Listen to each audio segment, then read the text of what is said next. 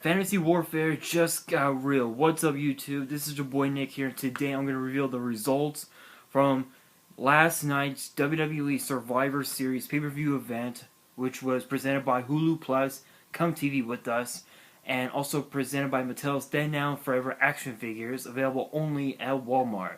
And we would like to send out a special thanks to the weekend. To the weekend.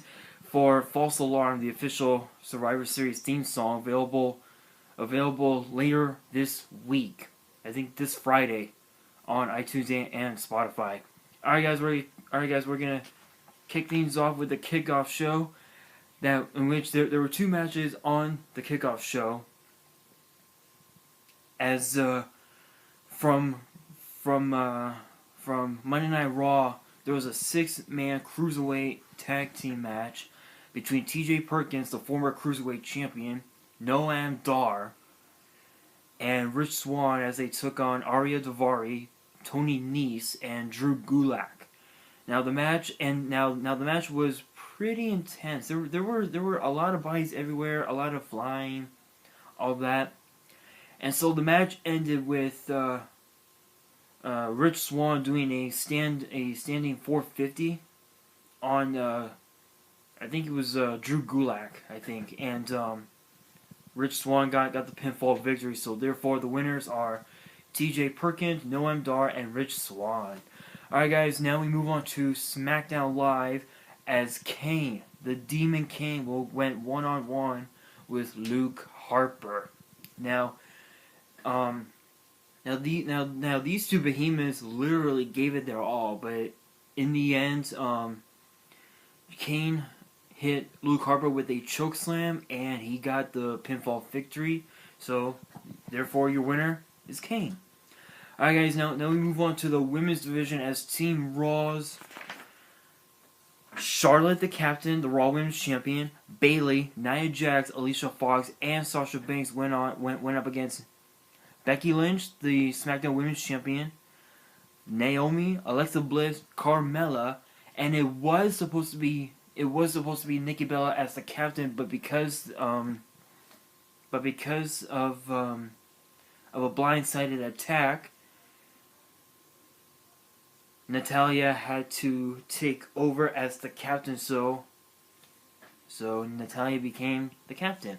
So the first woman, the first female to have been eliminated was, I believe, Alicia Fox. Technically it was Nikki Bella, but nevertheless, I believe Alicia Fox was eliminated first, then Carmella, then it was Sasha Banks, then Natalya, then Naomi, then Nia Jax, and then Alexa Bliss, and then Becky Lynch. So your sole survivors for the women's division were Bayley and the Raw Women's Champion Charlotte. Of course, what happened thereafter? Charlotte attacked Bayley because Charlotte believes that the ring is her throne, and that Bayley should not be hogging up the spotlight or something like that. So yes, therefore your winners, Charlotte and Bayley. Alright guys, now we move on to a Raw vs. SmackDown Intercontinental title match as The Miz defended the title against Sami Zayn in Sami Zayn's home country of Canada. Now, we all know, now The Miz, we knew that Maurice was going to be up to something. But this match had led up to its hype.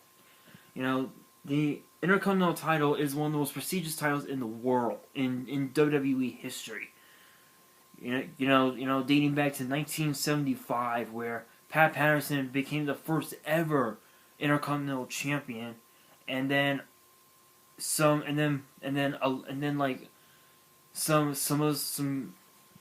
superstars from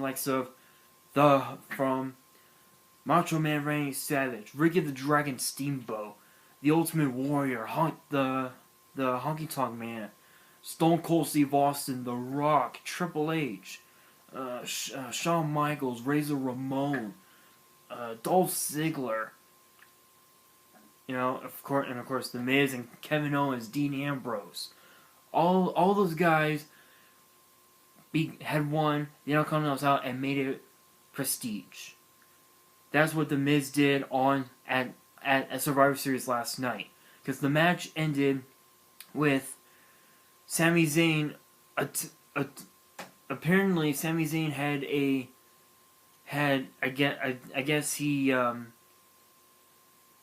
I guess he had The Miz in a submission, and Maurice decided to take the little hammer thing and ring the bell, and pretended that the ring announcer did it. So Sami Zayn thought he won, but The Miz with a roll up got him the victory and the Intercontinental title. So therefore, the Intercontinental title stays on SmackDown Live. Alright guys, now we move on to the Survivor Series to the Survivor Series Tag Team 10-on-10 elimination match. Now, as I said in my breakdown predictions video last week, the rules are simple. One man from each team will start in the ring at the same time. Elimination occurs by pinfall, submission, disqualification, or countout. When one member of a certain tag team is eliminated, then his partner is also eliminated. The match will go on until all 5 tag teams from one team have been eliminated. And so you have the New Day as the captains of Team Raw, followed by Enzo and Cass, Sheamus and Cesaro, the Shining Stars, and Gallows and Anderson, as they took on Slater and Rhino, the captains, the Hype Bros, American Alpha, the Usos, and Breezango. So, of course, the first team to have been eliminated was Breezango, because Fandango gave everyone fashion tickets, which makes no sense at all. Like they know anything about fashion. I highly doubt it. But yes, nonetheless, Breezango was the first team to be eliminated, and then the Raw captains, the New Day, got eliminated, and then I believe followed by the Shining Stars, then the Hype Bros, then Gallows and Anderson, and then the SmackDown captain, Slater and Rhino. Actually, no, sorry, no. So no, American Alpha, and then the SmackDown captains, and then that just left the Usos. The Usos against Enzo and Cass and Sheamus and Cesaro. So, Enzo and Cass got eliminated, which then led to the Usos and Sheamus and Cesaro. So, this match was literally back and forth. Now we all know that the Usos were once friends with Enzo and Cass. So, the match ended with, I believe, Jimmy Uso tapping out to the Sharpshooter. So therefore, the winners and sole survivors, Sheamus and Cesaro of Team Raw. Alright guys, now we move on to the Cruiserweight division, as the Brian Kendrick defended the title against Kalisto from SmackDown Live. Now this had a lot of bragging rights. This had bragging rights written all over it, because if Kalisto won the Cruiserweight title, then the entire division would go to SmackDown Live. So the match starts with both men shaking hands, and judging by look in Kendrick's eyes, we knew that the mind games had started. So the match was back and forth, a couple of minutes where it was mostly Kendrick, and then the next few minutes it was all Kalisto. So Kalisto was about to perform a high risk maneuver, and then of course Baron Corbin was dumb enough to cost Kalisto the Cruiserweight Championship by attacking both Kendrick first and then Kalisto. So therefore, the winner by disqualification, still the champion, Brian Kendrick. And then of course backstage, Baron Corbin told Daniel Bryan that Kalisto is a little pest that won't go away, and that the last thing SmackDown needs is more pests squirming around the roster. So apparently, from what I know, there will be a consequence for Baron Corbin tomorrow night on SmackDown Live. Alright guys, now we move on to the men's 5-on-5 elimination match. And the teams are as follows. For SmackDown Live, you got the captain, AJ Styles, followed by Shane McMahon, the commissioner, Randy Orton, Bray Wyatt, and of course Dean Ambrose as they took on Monday Night Raw's Kevin Owens, Chris Jericho, Roman Reigns, Braun Strowman, and Seth Rollins. This match really went to its height. You know, it was one of the most amazing 5-on-5 elimination style matches I've ever seen ever. Of course, Dean Ambrose was the first to be eliminated because of AJ Styles. So yes, Dean Ambrose was the first to fall. Then of course Braun Strowman was the second to be eliminated. Then Chris Jericho and Then Kevin Owens got eliminated by disqualification because he hit AJ Styles with the list of Jericho. So he was forced to be ejected from the match, and then Jericho got eliminated at the hands of Randy Orton. So it was down to Rollins and Reigns. And of course they were in survival mode. So then Shane McMahon got eliminated right off the bat, because what happened was he was about to do coast to coast, his signature coast to coast on Roman Reigns, but he ended up on the bad end of a wicked spear.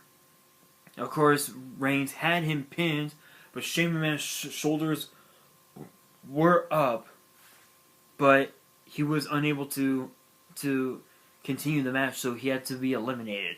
So it was down to Styles, Wyatt, and Orton. And then Dean Ambrose came back, attacked AJ Styles, and of course we had the Shield reunion as Roman Reigns, Dean Ambrose, and Seth Rollins hit AJ Styles with the triple power bomb on the Spanish announce table, which brought back to Survivor Series 2012 when they hit that same power bomb on Ryback on the same announce table. So brings back memories. And then of course AJ Styles got eliminated thanks to Dean Ambrose. So Styles was eliminated. So it was down to 2-on-2 as Rollins and Reigns took on the new Wyatt family, Orton and Bray Wyatt. Seth Rollins was the first to be eliminated because Seth Rollins was about to hit a frog splash on Bray Wyatt, but he was on the bad he ended up on the receiving end of an RKO out of nowhere. And Seth Rollins got eliminated. And then Randy Orton sacrificed himself as he took the spear instead of Bray Wyatt. That led to Bray Wyatt hitting Roman Reigns with Sister Abigail. So therefore SmackDown got the men's bragging rights, as Randy Orton and Bray Wyatt were the sole survivors. Alright guys, it is now time for our main event, the mega match. We did not think this match would ever come again, but it has. As Goldberg, for the first time in 12 years, returns to the ring. Returns to the ring against Brock Lesnar. Now this match, it was only like what? 2 minutes, 3 minutes, somewhere around there. So here's exactly what happened. So the bell rings and Goldberg and Lesnar were staring at each other. Brock Lesnar showed dominance as he forced Goldberg into the corner, but that didn't faze Goldberg. So Goldberg pushed Lesnar. Lesnar laughed. He got up, and that led to a spear. And then Lesnar got up again, and that led to a second spear. So finally, Lesnar got back up, and he got hit with a jackhammer at the hands of Goldberg. So therefore, your winner is Goldberg. Now we all knew. Well, now a lot of us thought that the ring rust would come into play. Unfortunately, ring rust was not a factor for Goldberg. So again, therefore your winner is Goldberg. Alright, well that is it for the Survivor Series results. If you enjoyed this video, please post, comment below, like and subscribe for more. And be sure to follow me on Twitter for everything WWE and everything Yu-Gi-Oh! At WWE_Minister for rumors, match card updates, news, and more. And also at Yu-Gi-Oh! Player 96 for future openings, deck profiles, binder updates, and more. I'll put links in the description below so you can check me out. Also, sometime next month I will be doing another Mega Tin opening. I believe I will be doing the 2016 Yu-Gi Moto tin. Of course, I'm not really sure if I will or not. But if I am, I will let you guys know on Twitter. So stay tuned for that. And on that, this is your boy Nick here, signing off, and happy Thanksgiving, everybody.